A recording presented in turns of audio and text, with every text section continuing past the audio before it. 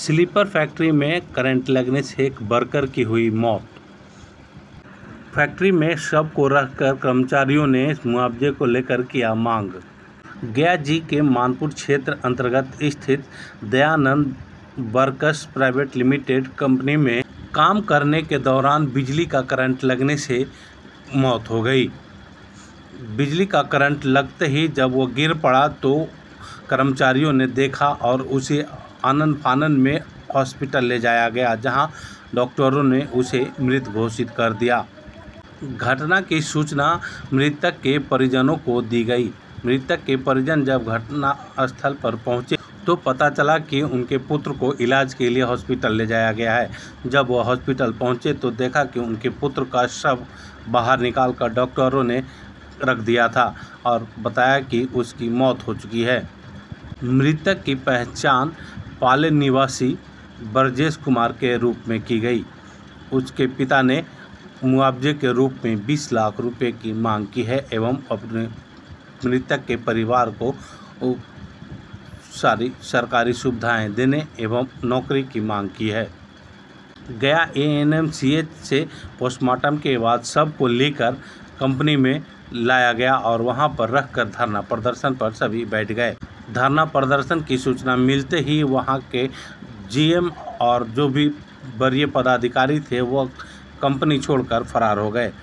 पर वहां पर जो भी छोटे पदाधिकारी मौजूद थे उन्होंने कहा कि कंपनी के द्वारा इन्हें जो भी सरकारी PF ESI वगैरह दिया जाता है वो इन्हें मिलेगा और कंपनी ने इंश्योरेंस के नाम पर 3 लाख रुपया और 2 लाख अपनी ओर से टोटल 5 लाख रुपया देने की घोषणा की है। फिर भी परिजन एवं वर्कर्स उन मांगों से नाखुश होकर अपनी मांगों पर अड़े रहे। देखें ये रिपोर्ट। मृतक कौन लगता है आपका? हमारा लड़का है सर। लड़का है जी। क्या नाम था इसका? ब्रजेश कुमार। कहाँ घर हुआ? शंकर बिघा। तो यहाँ कब से काम कर रहा है? सर काम कर रहा है लगभग 5 साल से ऊपर ही हुआ होगा कुछ। 2020 से कर रहा है। 2020 से काम कर रहे हैं जी। तो ये घटना आपको कैसे पता चला? घटना सर रोज घर से ड्यूटी आता था। 11 बजे से 7 बजे तक ड्यूटी था, रात में नाइट शिफ्ट था। और सर घटने के बीच में एक हमारा गाँव में कहे से उस पर फ़ोन आया कि ब्रजेश के करंट लग गया है और ब्रजेश के ज़्यादा करंट लग गया से जितना जल्दी घर से जाइए। हम यहाँ आए तो पहले पता चला कि इस जगह हॉस्पिटलवा में है, फिर हियो नहीं था। तब पता चला कि गोल पत्थर में है। गोल पत्थर में गए से तो सर देखते हैं कि ऐसे बाहर निकाला हुआ। हम तो देखे डेड बॉडी है। न यहाँ इलाज हुआ न वहाँ, माने लास्ट ही कर गया है अपना ड्यूटी आवर में। मतलब यही मौत हो गया था? जी। वहाँ गया तो डॉक्टर उसको घोषित कर हाँ दिया? घोषित को नहीं किया कि डॉक्टर बता दिया कि मरा हुआ? हाँ मरा हुआ। क्या मांग करते हैं आप? हम तो सर 20 लाख करते हैं। ये सब इससे भी छोटा छोटा दो। ये कौन है? कौन? ये बच्चा है ब्रजेश के। ब्रजेश का लड़का हुआ? जी हाँ। क्या नाम है इसका? प्रियम प्रसाद। छोटा बच्चा? जी। कितना नहीं बड़ा बच्चा है। यही एक बच्चा है। यही बच्चा में यही एक है। अच्छा। और 2 बच्ची छोटा छोटा। इससे छोटा 2 बच्ची है? जी। तो आपका मांग है कि 20 लाख रुपए मुआवजा दिया जाए? हाँ सर ड्यूटी आवर में मरा है। कंपनी से बात हुई आपकी? जी नहीं। नहीं। कब से खड़े यहाँ पे हैं? सर बहुत देरी से हैं, बहुत देर से हैं। 10 बजे से है। सर इन लोग को तो चाहिए कि सर सुलभ कर करके लाश मैनेजर को वगैरह छोड़ यहाँ जाना पे चाहिए। मुलाकात हुई? नहीं कोई नहीं? नहीं सब निकल गया। क्या नाम है आपका? संजय कुमार सिन्हा। कहाँ काम करते हैं? प्रोडक्शन में। कहाँ काम करते हैं? इंजीनियरिंग वर्क्स में।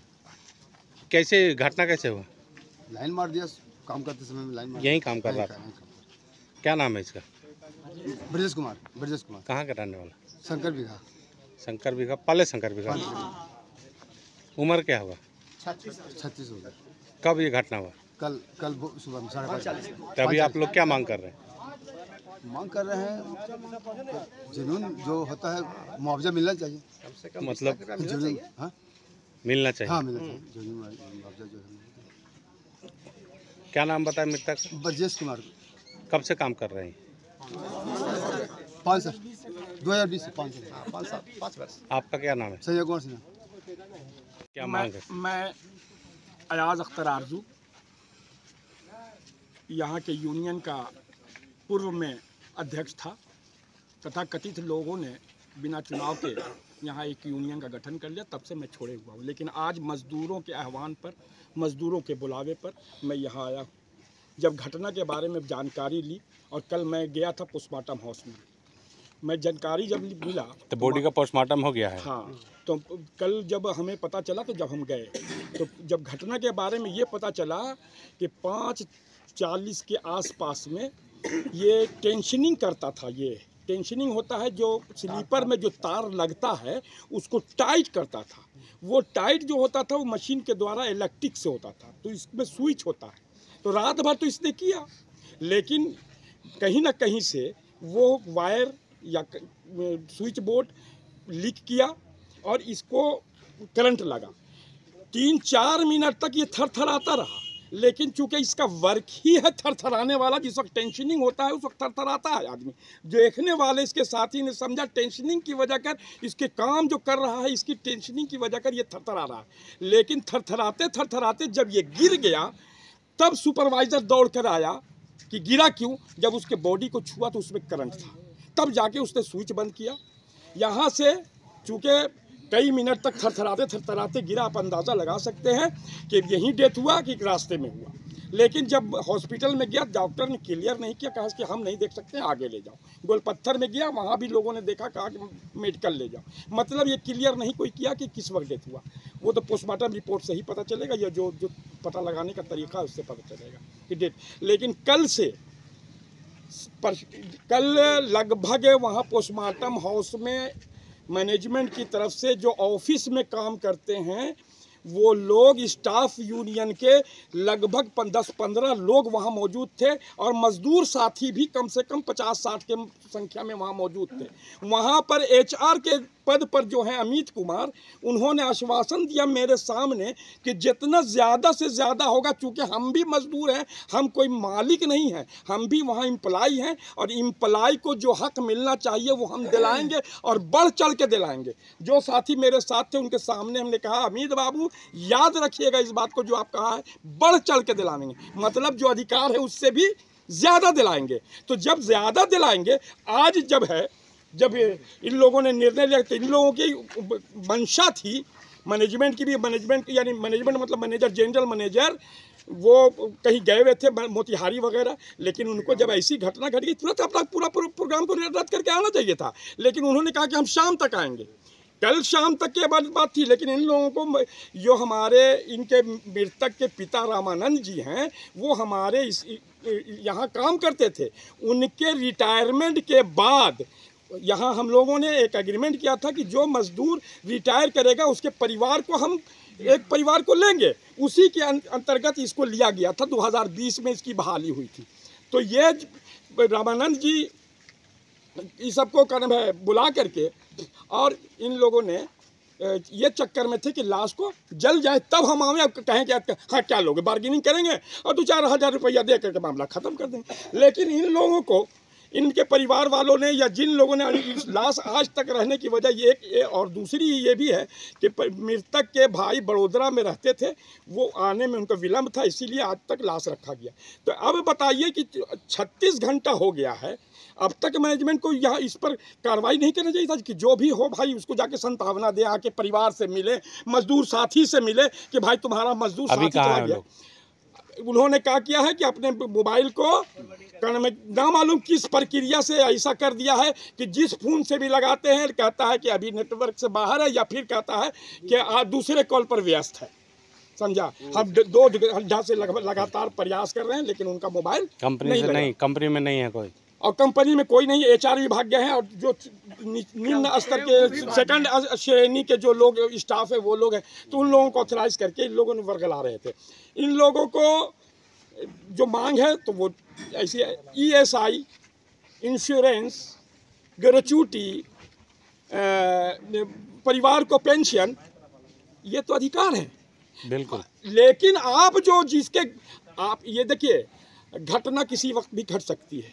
मजदूर की लापरवाही से भी घटना घट सकती है। लेकिन ये तो एकदम स्पष्ट क्लियर है कि मैनेजमेंट के जो असेट्स हैं, जो कंपनी का जो सामान है वो ख़राब है, और काम करते भर में करंट लगने से मरना मतलब कंपनी का दोष है। तो ये बताइए कि इनके परिवार का पालन पोषण का जिम्मेदारी लेना चाहिए ना। तो भाई वो कौन देगा?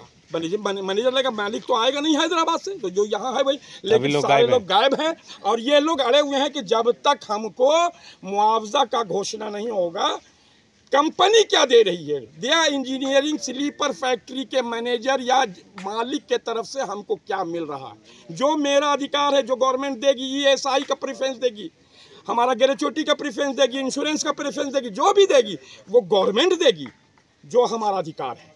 लेकिन आप जो मृतक का जो क्षतिपूर्ति आप क्या कर रहे हैं, इसकी डिमांड के लिए यहाँ पर मजदूर एकता के साथ यहाँ पर डटे हुए हैं। और जब तक यही नहीं, अगर वो अड़े रहेंगे तो फिर हम ये निर्णय लेंगे कि हम लाश को तो जला देंगे, लेकिन फैक्ट्री को भी नहीं खुलने देंगे। गेट पर बैठेंगे, रात दिन बैठेंगे, जब तक बरजैस को हक नहीं मिलेगा तब तक हम मानने वाले नहीं हैं। इसलिए हम आपसे ये अनुरोध करते हैं कि आप जिला प्रशासन तक आप अपनी इस बात को पहुंचा दें। और मैं चाहूँगा कि यहाँ पर मजदूर अपनी उपस्थिति, अपनी एकता नारा लगा करके दे दे, मजदूर एकता जिंदाबाद, मजदूर एकता जिंदाबाद। दया इंजीनियरिंग वर्कशॉप में एक घटना हुई है, एक वर्कर की मौत हुई है। जी। कंपनी क्या कदम उठाई उसको? कंपनी से जो जितना लाभ मिलना, जो कंपनी के नॉर्म के तहत जितना लाभ मिलना चाहिए वो उनको हम लाभ दे रहे हैं। और अलग से इनको इंश्योरेंस का 3 लाख रुपया और 2 लाख कंपनी की ओर से 5 लाख रुपया दे रहे हैं। और उनके बच्चे को 18 साल पूर्ण जाने की उम्र अभी कम है, और जब 18 साल हो जाएगा तो हम उनको नौकरी देंगे। नौकरी देंगे? हाँ, कंपनी में। कंपनी देगी नौकरी? जी, कंपनी देगी। लेकिन जो गार्जियंस हैं उन लोगों का डिमांड तो कुछ और है। तो अब गार्जियन के डिमांड के तहत तो हम लोग कोई कुछ नहीं कर सकते हैं ना, इसलिए ताकि हमारा कंपनी का जो नियम है उसके तहत उनके गार्जियन लोग हमसे मांगे भी तो लेटर पैड। तो उनकी जो पत्नी है जी, तो क्या उनको पेंशन वगैरह? हाँ, पेंशन जी मिलेगा, पेंशन मिलेगा, उनके बच्चे को भी पेंशन मिलेगा। 18 साल के बाद माँ पिताजी और बच्चे को भी पेंशन मिलेगा, ESI और PF के। अच्छा, क्या नाम हुआ आपका? विंध्याचल सिंह राठौर। किस पद पे हैं आप? मैं पर्यवेक्षक के पद पर कार्यरत हूँ। कहाँ पे? गया मैं इंजीनियरिंग वर्क सिविल प्लांट में। ये लेटर क्या है? ये लेटर है, लेटर पैड हम लिख के दिए हैं उनको। अच्छा। जो 5 लाख का, जो 3 लाख इंश्योरेंस का और 2 लाख रुपया जो अलग से जो हम लोग कंपनी को मांगे, रिटर्न में दे रहे हैं? जी, रिटर्न में लिख के वो लोग मांगे भी हैं। और बच्चे को जो 18 साल नौकरी देने पुरने पर नौकरी देने का ये लेटर पैड